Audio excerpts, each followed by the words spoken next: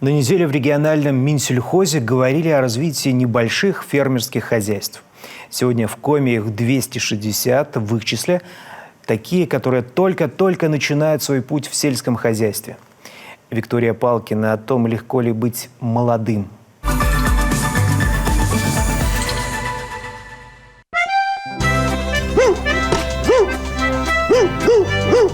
Несговорчивая сосна после нескольких ударов все же раскалывается. Так начинается зимнее утро новоиспеченной жительницы деревни Градар Оксаны Луговец. Перебралась сюда из столицы Коми в конце 2020-го. Сегодня она первый фермер на деревне. И себя, и соседей круглый год обеспечивает свежими продуктами из козьего молока. В аграрной отрасли Оксана Луговец еще новичок. Первых коз завела в 2019-м.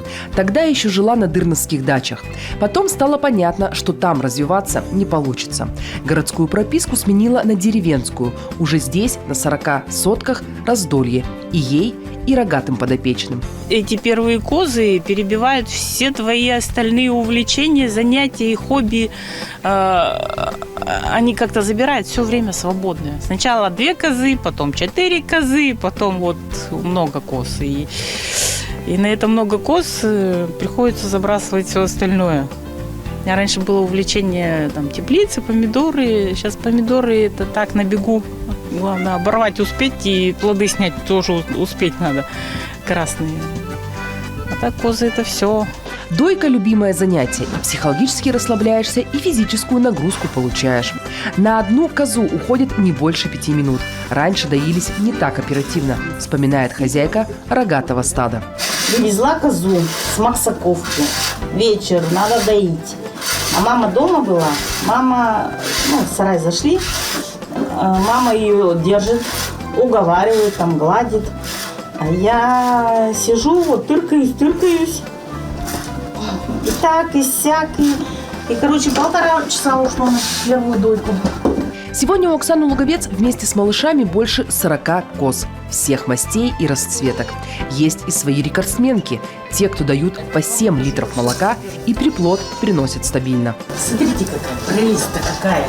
Ушки какие, да? Порода Ла-Манча, Испания. Аппетит скромный, болячки сильно не цепляются, характер покладистый. Вообще козы самые универсальные животные для тех, кто только начинает заниматься сельским хозяйством, советует Оксана Луговец. И таких, кто это понимает, все больше. Козоводство в окрестностях Сыктывкара набирает обороты. И сама Оксана готова делиться своим опытом, но понимает, знаний и самой не всегда хватает. Ветеринарки не хватает, конечно, не хватает. Не хватает по сыроварению знаний. Хотелось бы еще где-то поучиться, но поблизости. А то ехать в Москву и куда-то надолго их не оставишь. Да? Учусь. Всю жизнь учусь. На пенсии тоже. Учение свет, понимает и самый молодой фермер Коми Алена Купе. Сегодня она заканчивает Коми-республиканский агропромышленный техникум. Будет дипломированным технологом. А значит, развивать сельское хозяйство в родной деревне Калининская, а это часть райцентра Прилузского района, станет куда проще. Много нового ты учишь, начинаешь уметь, узнаешь про животных и учишься за ними ухаживать, как правильно. И, думаю, в будущем поможет. Пока Алена на учебе, главное на ферме – мама. Кстати, мама многодетная, воспитывает 7 детей. Да и всех животных тоже считает своими родными. Сегодня в хозяйстве Купе коровы, бычки, лошади. Почти дипломированный специалист, дочь Алена, решила изменить вектор развития. С молочного животноводства собирается переходить в мясное. Она и свою жизнь устраивает, и коровами хочет заниматься. В основном сейчас быками уже. Все, потому что быками намного проще, чем коровами. А помогать буду на все 100% ей. Пока есть силы, мужа и я, и уже другие подрастают дети. А это хозяйство уже почти в 100 километрах от райцентра Прилузья, деревня Верхолузье. Руководит фермой 35-летний Григорий Пантелеев. Как признается сам, пока так, как нравится и получается. Без дипломов и специального образования, зато с любовью к своему делу. Сейчас у него на ферме 23 головы крупного рогатого скота, 8 лошадей, 30 овец. Появилось недавно еще одно направление. Также мы занялись разведением кроликов. Это направление моего сына. Ему сейчас 10 лет, и в свободное от учебы время он занимается этими кроликами. Все животные на свежем воздухе. Такой способ открытого содержания оказался вполне удачным. Зиму рогатые и пушистые подопечные переносят хорошо. Это у нас автопоилка так называемая. Она без насоса работает, из-за разности уровней. Там у нас выше за дамбой пруд находится. Сюда попадает вода с самотеком и уже по переливной трубе выливается обратно в ручей и уходит в речку. Вот. И все это работает, скотинка приходит, довольная, пьет.